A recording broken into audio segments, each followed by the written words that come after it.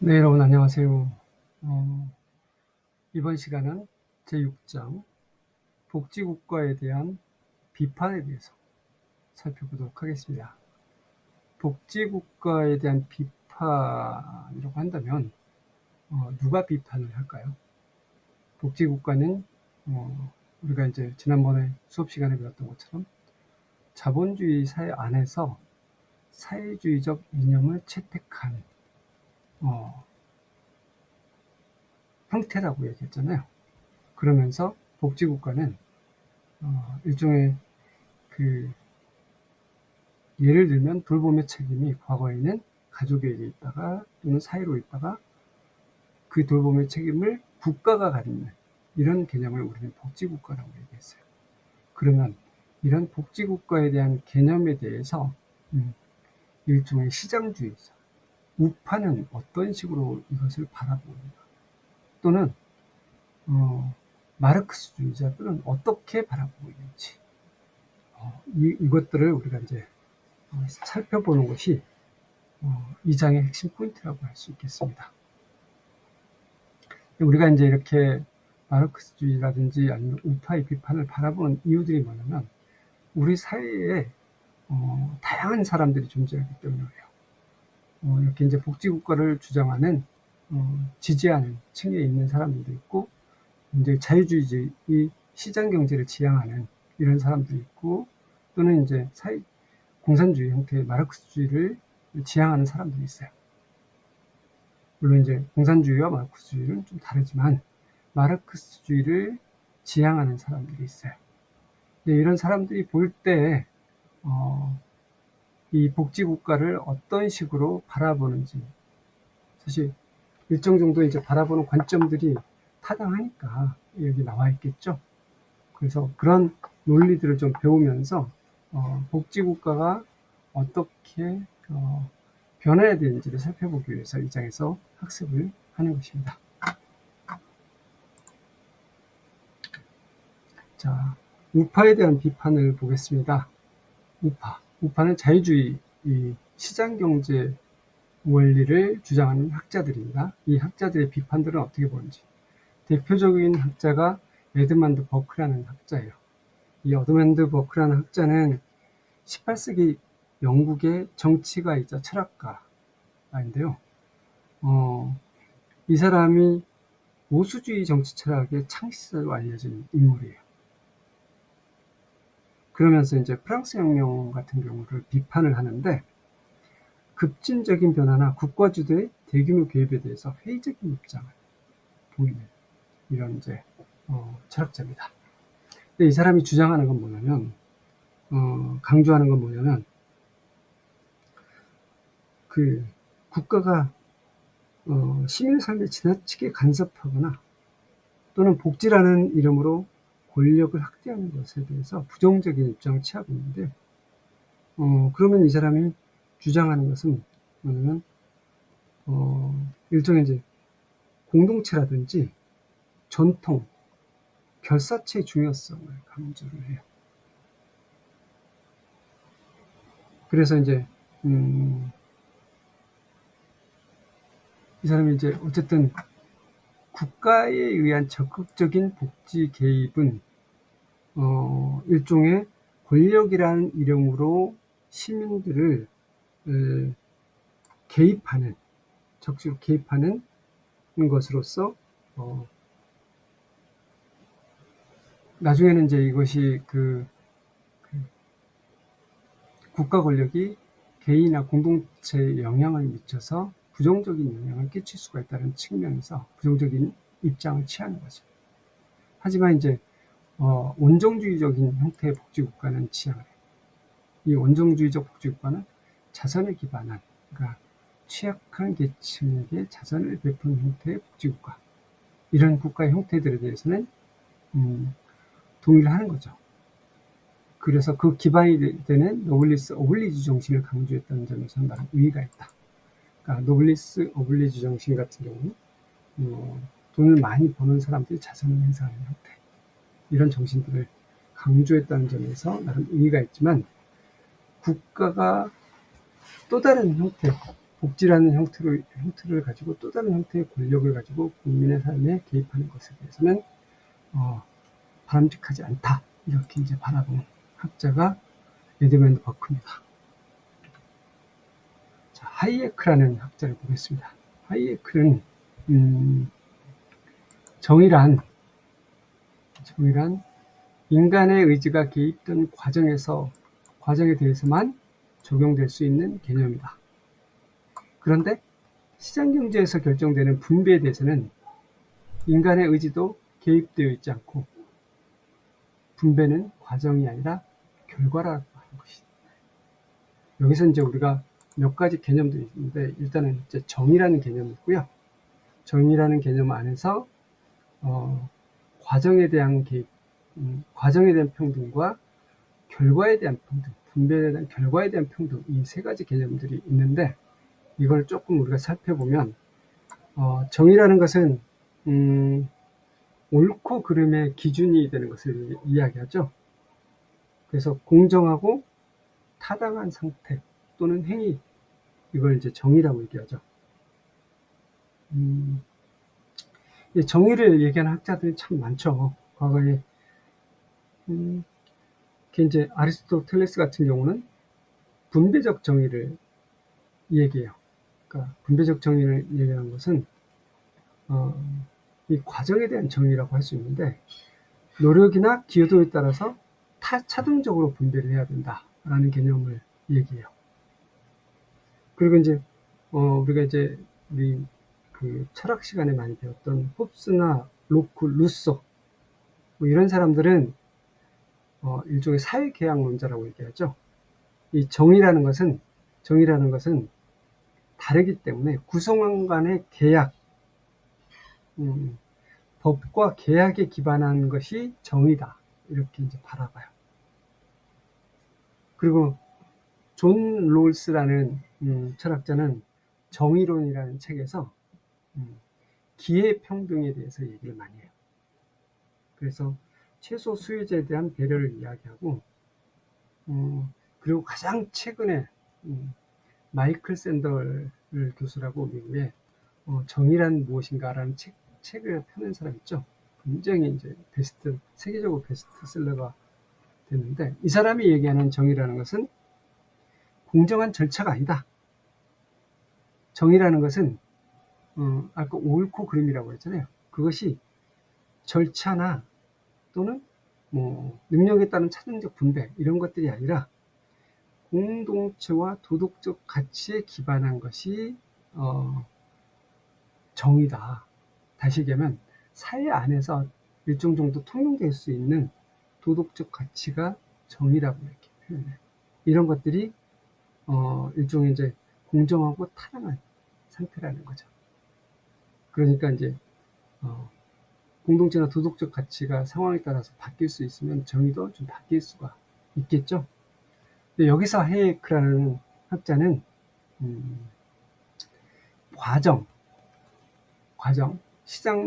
시장 상황에서 과정에 개입하는 것이 정의라고 얘기해요. 과정에 개입하는 것이.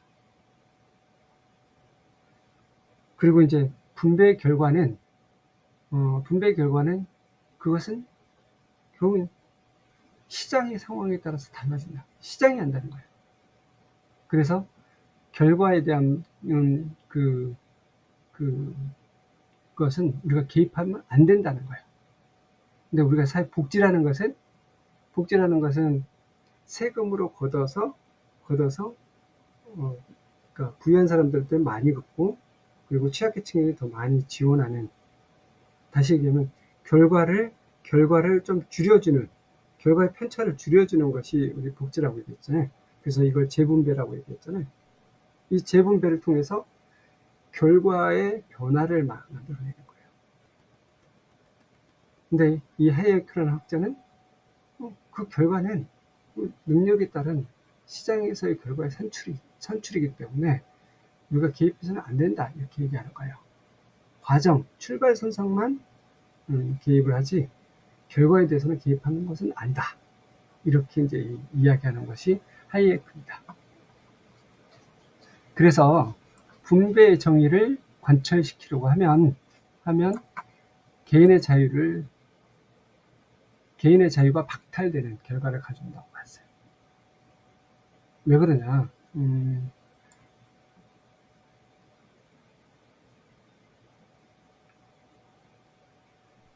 그러니까 이제 개인의 자유를 박탈을 가져온다는 것은 뭐냐면, 결국 이제 시장을 통해서 우리가 더 많이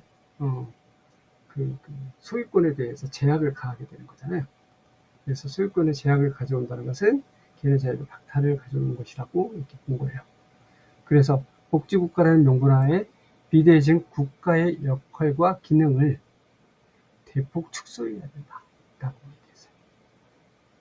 그리고 하여튼 또 하나 얘기하는데, 시장경제에서 나오던 사람들에게 국가가 일정한 최소생활 수준을 보장하는 것은 타당하다, 이렇게 보고 있어요. 그러니까 국가가 시장에 개입하는 것은 바람직하지 않지만 시장에서 낙오된 사람들에 대한 최저생활 수준을 보장하는 것은 타당하다고 이렇게 본 거예요. 그래서 복지국가를 비판하고 국가의 시장 개입을 부정적으로 바라보면서도 최소한의 공적 복지제도에 대한 필요성은 인정했다고 볼 수 있습니다.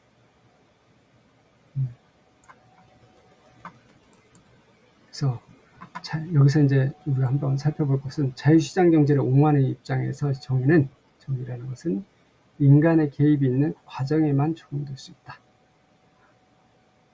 그래서 시장경제 안에서의 분배는 인간의 의지 아니라 시장의 원리에 의해서 결정되기 때문에,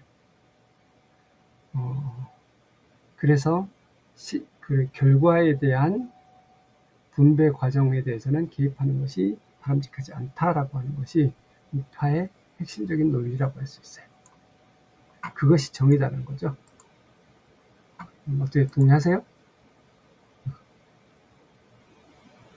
자, 다음은 노직이라는 학자를 보겠습니다. 노직이라는 학자를 보면, 노직은 자유지상주의를 강조. 여기서 이제 국가의 역할이라고 하는 것은 자유시장 경제를 강하게 강조했다는 거죠. 국가의 역할이라는 것은 개인의 생명이라든지 재산에 대한 권리들을 보호 유지하는 데 국한되어야 하며, 빈곤과 불평등을 줄이기 위해서 재분배 정책 등은 국가가 해서는 안 된다는 거예요. 그래서 우파는 대체적으로 작은 국가를 이야기해요. 그러니까 나머지 시장이 대부분 다 결과의 분배는 시장이 맡겨야 된다라는 거고요. 그리고 국가는 개인의 생명이나 재산에 대한 권리들을 보호하고 유지하는 데 역할들을 해야 된다는 거예요. 그래서 결과에 대한 불평등, 재분배 정책을 국가가 해서는 안 된다라는 게 노직의 주장이에요. 그 이유는 뭐냐면, 빈곤이나 극단적인 불평등은 반드시 불의라고 볼 수 없는 데서 반해 이게 이제 불의가 아니라는 거죠. 그러니까 재분배를 통해서 빈곤이나 불평등을 줄이려는 정책들은 개인의 기본적인 소유권을 침해하기 때문에 정의롭지 못하다는 논리를 펴고 있어요. 정말 그럴까요? 빈곤이나 극단적 불평등이 불의가 아니다. 그런데 소유권을 국가가 개입해서 침해하는 것은 정의롭지 못하다. 자, 어떻게 생각하시는지.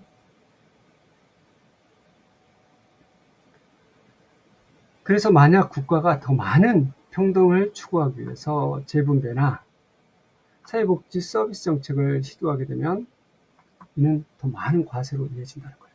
그건 맞겠죠? 재분배를 하기 위해서 사회복지 서비스 정책을 시도하게 되면 또 많은 세금이 필요하잖아요. 그래서 더 많은 과세로 이어지고, 그리고 이 과세를 한다는 것은 결국 개인의 선택의 자유와 재산권을 침해한다는 거예요. 선택의 자유는 잘 모르겠지만 재산권 침해는 분명하겠죠. 왜냐하면 시장으로 더 많은 소득을 낸 사람한테 더 많이 국가가 세금을 과세를 하기 때문에 재산권 침해는 맞겠죠. 그래서 노직의 주요 주장을 보면 고전적 자유주의 핵심 논리를 계속 반복하고 얘기하고 있다. 그러니까 시장의 논리, 그러니까 시장의 논리의 핵심 논리는 분배는 시장이 하는 거다라는 거예요. 시장. 그러니까 능력에 따라서 과정만 평등하게 해주면 된다. 그리고 결과에 대해서는 시장이 알아서 할 것이다. 라는 거예요. 이게 이제 고전적 자유주의의 핵심 논리예요. 그래서 이 최소 국가를 넘어서는 어떤 국가의 역할도 정당화될 수 없다. 그리고 개인의 소유권은 무조건적으로 보장해야 된다. 그래서 노직의 포인트는 뭐냐면 개인의 소유권을 침해하는 것은 안 된다는 것이 가장 큰 키포인트예요.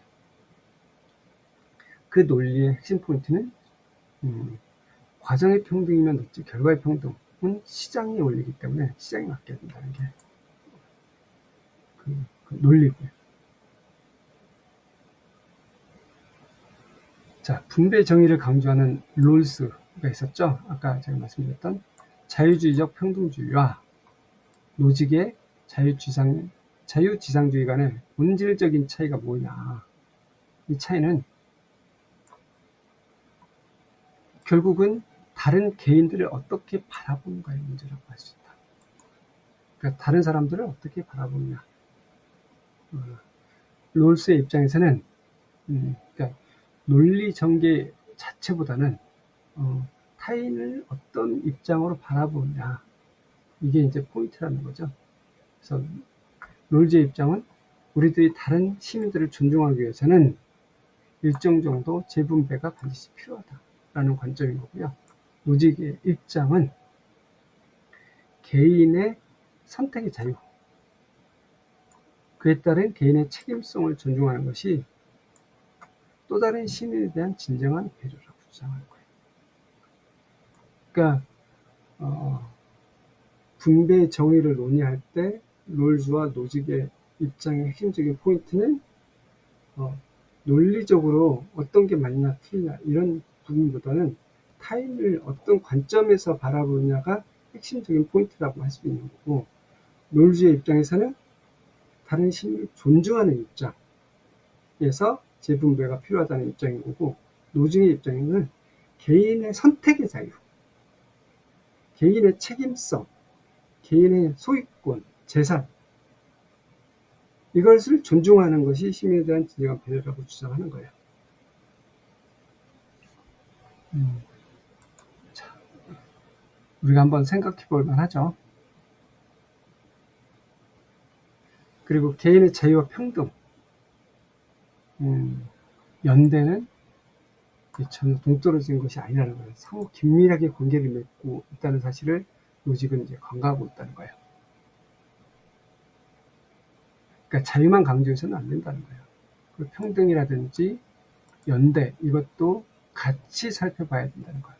이것을 노직은 놓치고 있다는 거죠.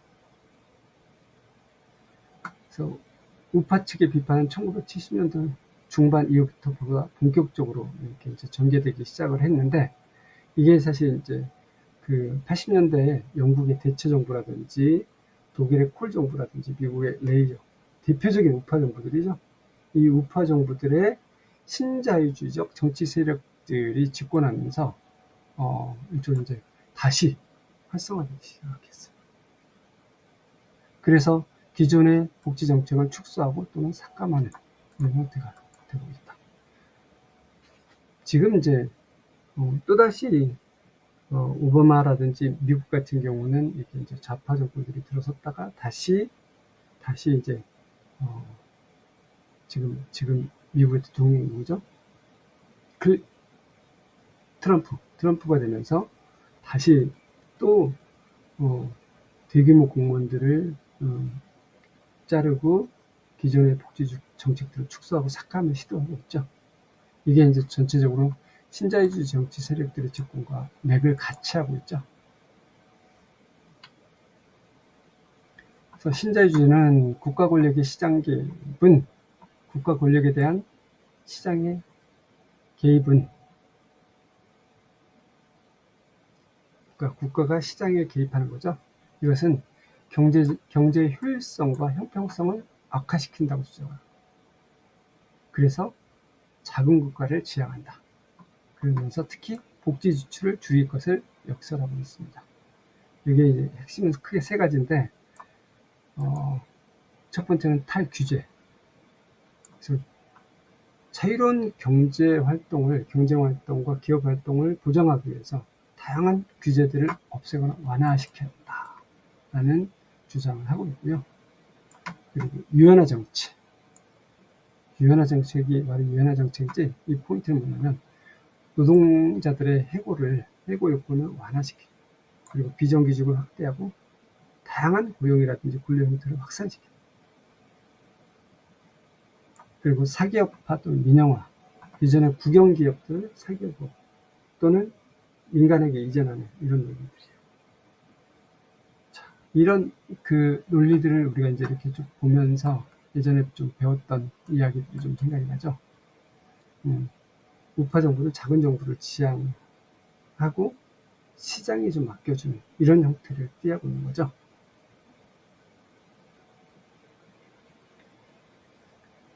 그래서 신자유주의적 관점에서 볼 때 복지국가는 실패한 사회 모델이다 라고 이야기를 하고 있어요.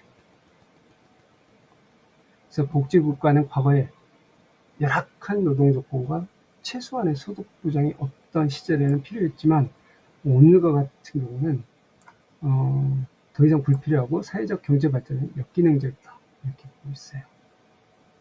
그리고 복지국가는 오히려 과도한 사회보장을 실시함으로써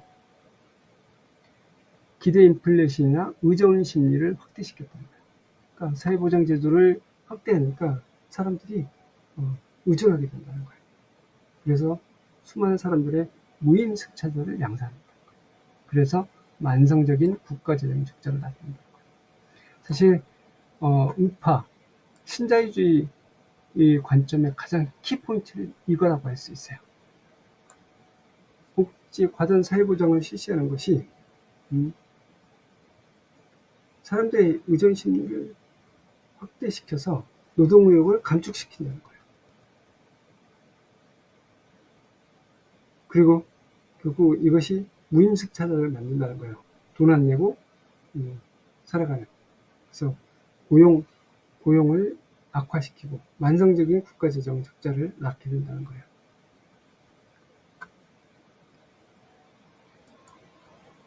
그래서 복지국가를 축소시켜야만 국가 경쟁력을 키울 수 있고 개인의 능력이 존중되는 활기찬 사회를 만들 수 있다고 주장을 하고 있죠. 자, 신자유주의 측의 주장에 대한 논란의 여지를 좀 보겠습니다. 자, 신자유주의자들은 복지국가가 경제위기, 불황의 주범이라고 믿고 있었는데, 사실 서구 경제위기는 복지국가로 인해서 나온 원인이 아니라 자본주의의 축적 메커니즘에서 불가피하게 나타난 발견이에요.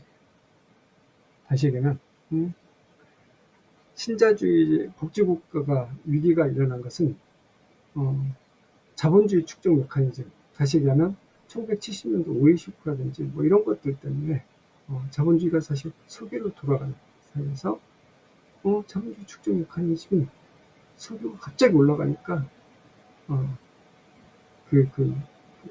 인플레이션과 대규모 실업들이 나타납니다.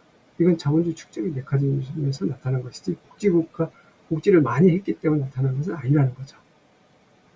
그리고 두 번째, 재정 적자로 인해서 복지국가가 더 이상 유지하기 힘들다. 이것은 사회적 부의 실제적 증가를 살펴도 매우 근시안적인 거라는 거예요. 그러니까 복지국가를 이렇게 했어도 경제가 발전하면서 사회적 전체적 부는 증가하는 것을 보면 사실 이 얘기는 맞지 않는다는 얘기예요. 그리고 세 번째는 국제 경쟁력에서 이기려면 복지 정책을 축소하고 작은 국가를 만들어야 한다는 신자주의 주장에도 실제 어느 정도 현실과 괴리가 있다. 이게 이게 작은 국가를 만들어서 국제 경쟁력에서 강화된다라는 것도 있지만, 국가가 사실 개입하지 않으면 국가의 경쟁력도 약화될 수 있다는 거예요. 실제로 이게 작은 국가라고 해서 국제 경쟁력이 강화되는 이런 건 아니라는 거예요. 시장에 맡겨졌다고 해서 반드시 국제 경쟁력이 강화된다, 이런 문제하고는 다른 문제라는 거예요. 그리고 노동의욕이 감소에 대한 문제, 이 부분에 대해서는 실업급여와 공적 부조가 노동의욕을 감소시키는 반인센티브적 효과를 낳는 주장에 대해서 이의를 제기를 하고 있습니다. 그 이야기를 좀 들어보면, 그래서 신자유주의가 대안이 될 수 없는 이유는 사회 통합적인 측면에서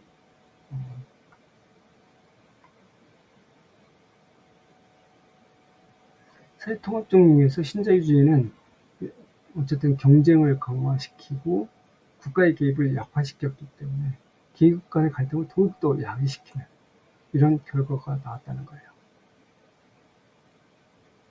그리고 경제적 측면에서, 효율적인 측면에서 보면 신자유주의 정책은 단기적으로는 자본 축적을 가속화하고 경기 부양을 좀 더 촉진할 수 있지만, 장기적인 측면에서는 경제적 안정과 번영을 가져다 주지 못할 거라는 거예요. 다시 얘기하면 경쟁을 심화시키고 대량 실업을 야기시키고 유효 수요를 감소시켰기 때문에 이게 이제 신자유주의가 경제적 효율성을 꼭 강화시킨다. 단기간은 그럴 수 있지만 장기적인 과정에서는 그렇지 못할 수 있다는 거예요. 다시 얘기하면 복지로 인해서 많은 사람들이 저소득층이 수혜를 받으면 이 사람들이 사실 수요자가 될 수가 있거든요. 그런 측면에서 보면 유효 수요를 증가시킬 수가 있는 거예요. 근데 이 부분을 간과했다는 거예요. 그리고 둘째, 개인의 능력과 소득을 강조하고, 그리고 이를 과거보다 더욱더 중요한 태도로 삼은 사회보장은 결코 사회 전체의 효율성을 증대시키지 못한다.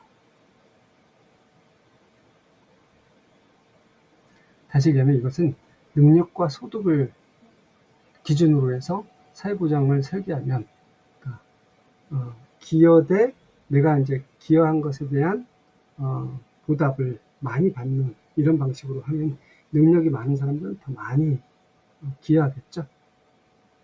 그리고 저소득층은 기여할 수 있는 게 많지 않기 때문에 받는 게 적어져요. 이렇게 되면 오히려 불평등이 심화되겠죠. 그리고 경제적 기회가 제한되면서 사회적 기회가 증가할 수 있는 상황이라고요. 그래서 능력주의에 대한 비판이기도 해요. 자, 다음 마르크스주의에 대한 비판을 좀 살펴보면요. 막스주의에 대한 비판을 보면 좀 빨리 보겠습니다. 복지국가는 자본주의 체제에서 나오는 모순을 해결하기 위해서 생겨났지만, 그렇죠? 자본주의 모순을 해결하기 위해서 생겨난 거죠. 모순의 원천이 자본주의적 생산관계는 그대로 둔 채 분배관계에만 개입하기 때문에 근본적인 구조적인 한계를 지니고 있다는 게 마르크스주의의 비판의 포인트입니다. 그러니까 자본주의 생산관계, 자본가와 노동자와의 관계, 이 관계를 놔두고 그대로 분배만 계속 강조하는 것이 근본적인 구조적인 한계를 지니고 있다는 거예요. 그거 맞죠? 복지국가는 기본적으로 계급 간의 질적 차이를 제거하지 못한다. 그럴 수 있죠. 그리고 이제 자본주의적 생산관계에서 의미하는 사회적 생산 분배 구조에 개인들 간의 근본적인 불평등을 제거하지 못하고 소득의 재분배에만 집중하기 때문에 자본주의적 생산관계 기반은 계급관계를 없앨 수는 없다. 반대로 자본주의적 생산관계를, 그러니까 자본가와 노동자의 관계를 완전히 바꿀 수 있는 방법은 뭘까요?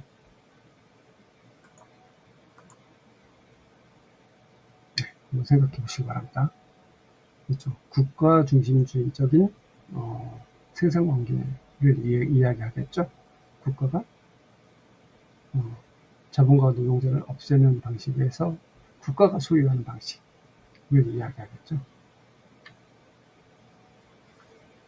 복지국가는 자본주의적 생산 시스템을 기반으로 해서 작동되기 때문에 그 활동 범위도 자본주의 시장경제, 자본 축적의 상황에 따라서 정한다. 그래서 사실 근본적으로 복지국가가 자본주의 무수는 해결할 수 없다는 거예요. 그래서 경제 위기가 닥치면 사회 내 약자들의 생활 보장을 강화해줘야 하는데 오히려 복지 재정이 감축되기 때문에 실제로는 그렇지 못할 수가 있다는 거예요. 그래서 복지국가는 재분배 등을 통해서 일정 정도 하위 계급의 생활상의 향상을 가져오긴 했어요. 맞아요. 실제로 그랬죠. 하지만 계급관계 그 자체는 획기적으로 바꾸면 질적 변화는 가져오지 못했다. 그렇죠. 자본과 노동자 간에 어쨌든 질적 변화를 가져오지 못했어요. 그리고 따라서 사후 처방적이고 자본주의 경제에 종속된 불안정한 국가체제라는 거예요. 그건 맞죠. 사후 처방적이고 자본주의 경제에 종속된 체제라는 건 맞는 이야기예요. 하지만 복지국가가 이런 구조적 한계가 있다고 해서 복지국가의 긍정적인 측면이 과소평가되어서는 안 된다는 거예요. 실제로 복지국가가 발전한 국가일수록 불평등이 적은 거고 빈곤율도 낮은 경향을 보여왔습니다. 그래서 자본주의적 계급관계 자체를 없애지 못하지만 계급, 계층 간의 생활성의 격차라든지 소득의 격차는 완화할 수 있다는 사실만큼은 결과에서 잘 나타나고 있죠. 실제로 복지국가가 발달하면 발달할수록 그 계급과 계층 간의 생활성의 격차는 소득 격차가 조금씩 줄어드는 건 맞아요. 그래서 종합해 보면 복지국가는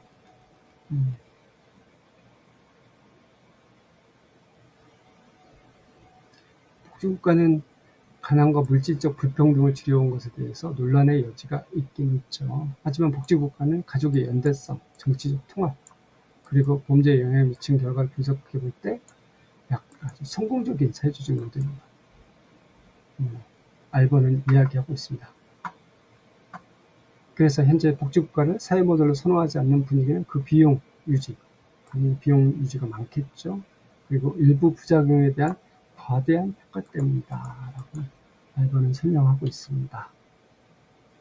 그리고 마르크스주의에 대한 비판에 대해서는 일정 정도 이상을 포기하지 않으면서 현실주의적 인식을 반영하고 있다 라는 측면에서 마르크스주의 비판도 일정 정도는 수용하지만 사실 복지국가라는 것은 현실주의적 현재 상황을 현실주의를 바탕으로 하고 있다. 그래서 사실 마르크스주의적 방식에서 자본가와 노동자의 계급 계층을 완전히 없앨 수는 없는 현실이 있는 거잖아요.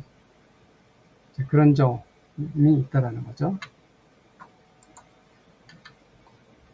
자, 이번 시간은 우리가 이제 우파들이 복지국가에 대해서 어떻게 비판하는지에 대해서 한번 살펴보았습니다.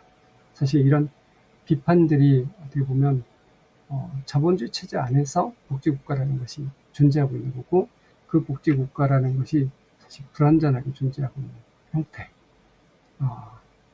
그리고 이제 막스주의 입장에서는 자본주의 생산관계는 그대로 놔둔 상태에서 재분배만 조금씩 하고 있다는 것은 근본적인 문제 해결 방식은 아니다. 하지만 현실적으로 우리 사회 안에서 자본주의와 자본가와 노동자가 존재하고 있는 상황에서의 가장 현실적인 타협 방식은 복지국가라는 점이 있다라는 것이죠. 그래서 그런 면에서 보면 한계와 타당성들을 설명을 하고 있는 것이 이 장이라고 할 수 있겠습니다. 자, 여러분 수고 많으셨습니다. 오늘 수업 여기까지 마치겠습니다.